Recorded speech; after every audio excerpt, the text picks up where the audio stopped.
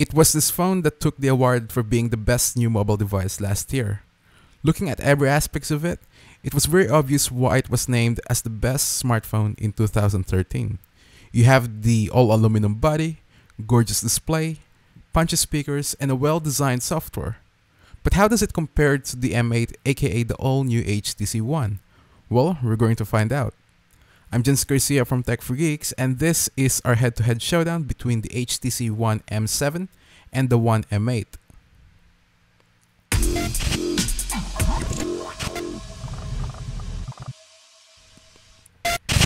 I guess even though we're in the year of 2014, the M7 is still one of the nicest looking Android device on the market.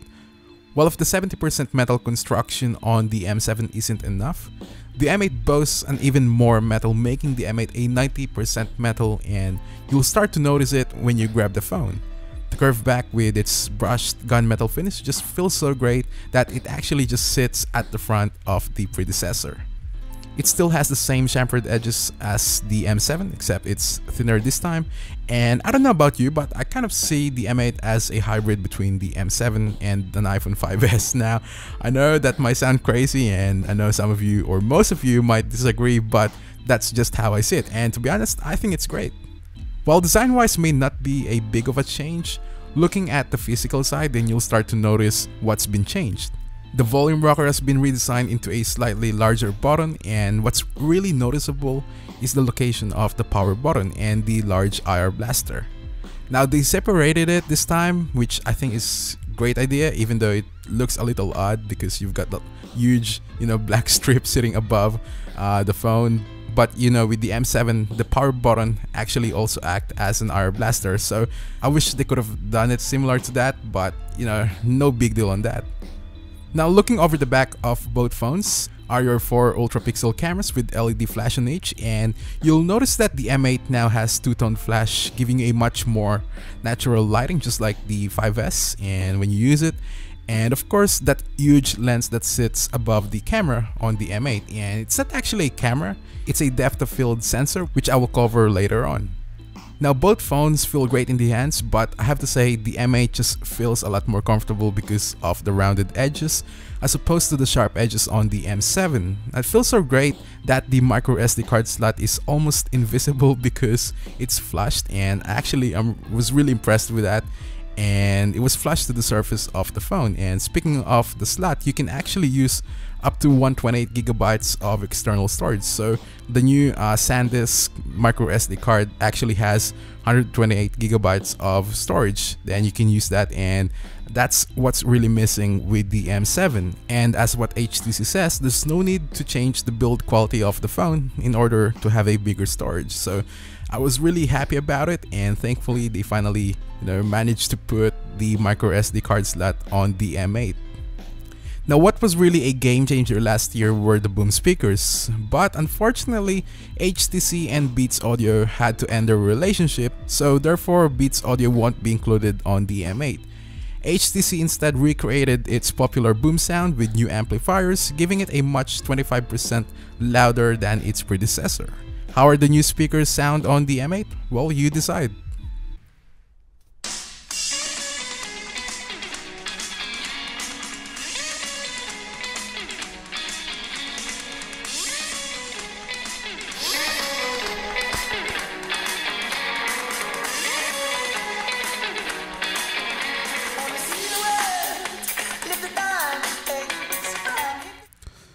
Both uses the same type of displays and are highlighting the same resolution at 1080p with a slightly higher pixel density on the M7 due to its smaller display.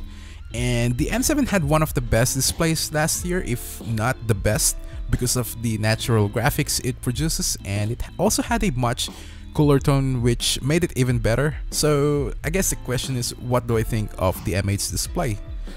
While it is still crisp and well detailed, unfortunately for me, it's just not at its best this time, and it has a much warmer tone, and it just makes all the icons look slightly yellowish, and it will really depend on you, to be honest, whether you love that accurate colors on the M7 or the warmer tone on the M8. But despite that, I really don't think that will play a major issue on the M8. Onto the multimedia side, it was a pleasure to have a big display. As I guess most of you know by now, I love big displays and I watch a ton of YouTube videos, browse the web, and tweet pretty much every day, and I've had an awesome time with the MH display. Under the hood, starting off with the M7, it is powered by a Snapdragon 600 processor running at 1.7 GHz along with a 2 GB of RAM and Adreno 320 GPU. The M8 on the other hand packs with a much more powerful Snapdragon 801 chip matched with a 2 GB of RAM and a more powerful Adreno 330 GPU. Now, I was really pleased with the performance on the M7 simply because it was one of the solid performer smartphones last year. It ran better than the S4 and on par with the Nexus 5 or even the Note 3, just to give you examples. But every now and then we all want to be able to hold a new phone with new components, and the M8 was an even better experience. No lag or any hiccups that will affect the performance of the phone. Although the performance difference between the two are not day and night, and in fact that's actually a good sign that even though the M7 is a year old, it still performs just as good as today's smartphones. Thankfully, HTC's skin isn't as heavy as TouchWiz, therefore everything runs flawlessly on both M7 and M8. HTC took a huge step when they've announced the new Sense UI last year, and the majority of users that enjoyed the new Sense, including myself, was actually a lot, and I wasn't a big fan of it back then, back in the olden days when they've had the HTC Legend and all the older smartphones. But with the latest 6.0 or 6th Sense as what HTC calls it, it just feels a lot like a complete version of Sense 5.0. It has more features, more colors, and has a smoother transitions compared to the 5.0. HTC even added some new gestures on the lock screen, such as double tap to wake the device, swiping to the right to open blink feed, and swiping to the left to go to the home screen. Now, thankfully, these new gestures have been added because reaching the home button is a pain, trust me, especially if you're a left-handed person like myself. So kudos to HTC for adding those gestures on the M8. I guess one of the most talked about topic in regards to both M7 and M8 will be the cameras. HTC doesn't believe that the higher megapixels the better, which is true. But they need to consider as well that pixels still play a major part in the camera department. I mean, look at the M7's camera when you zoom, it starts going grainy, and the M8 is still having the same issue because it captures lower resolution than other smartphones on the market. It was quite a letdown, to be honest, when HTC announced the M8 that it will still have the same for Ultra Pixel rather than increasing it to an 8, for example. Now, they removed the OIS as well, so that's another letdown in the camera department, and comparing it to an OIS capable device, the difference is day and night. On the plus side, an extra lens have been added above the lens of the M8, and HTC calls both lenses as duo camera, and the lens above is actually a depth of field lens or sensor, however you want to call it, and it actually captures the depth information on all the photos you take without any delays. And once the photos were taken, you can then add an effect that will actually enable to make the subject clear and everything else behind will be blurred. And that's really cool, and I think they've, HTC managed to pull that feature off really well, because to be honest, having two lenses doesn't look great at all. I mean, look at it.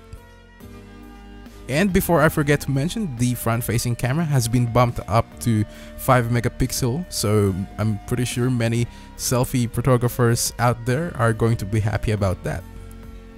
What's a comparison without mentioning the battery life? Now, I'm sure most of you have already heard how great the battery life is on the M8, and that's true. To be honest, I really had trouble killing the battery on this thing. Now, the other day I was actually out for 8 hours. I was running on 4G, constantly taking photos, using the web, tweeting, you name it, and I still managed to have 64% battery remaining. Now with the M7, you can't even get more than 10 hours if you're a heavy user. And HTC, by the way, have also implemented extreme power saving mode. Now, that will basically increase, you know, the battery life even longer. So from what I remember, it will actually lower down the clock speed, so that's why it won't use a lot of battery. So that's just one of the things that, you know, it does. But the main point of it is that it will increase the battery life even more on the M8. Now I'm really happy to say that the battery life on the M8 lasts 40% longer than the M7.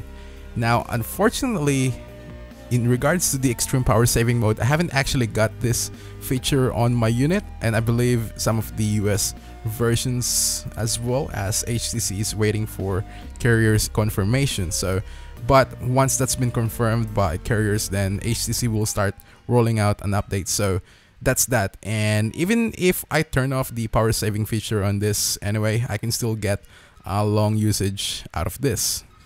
I've been using the M8 for about a week now, and it really is safe to say that HTC managed to deliver yet another great smartphone. Not only did the M8 was crafted better, it was the experience that really made me say, hey, this isn't the M7.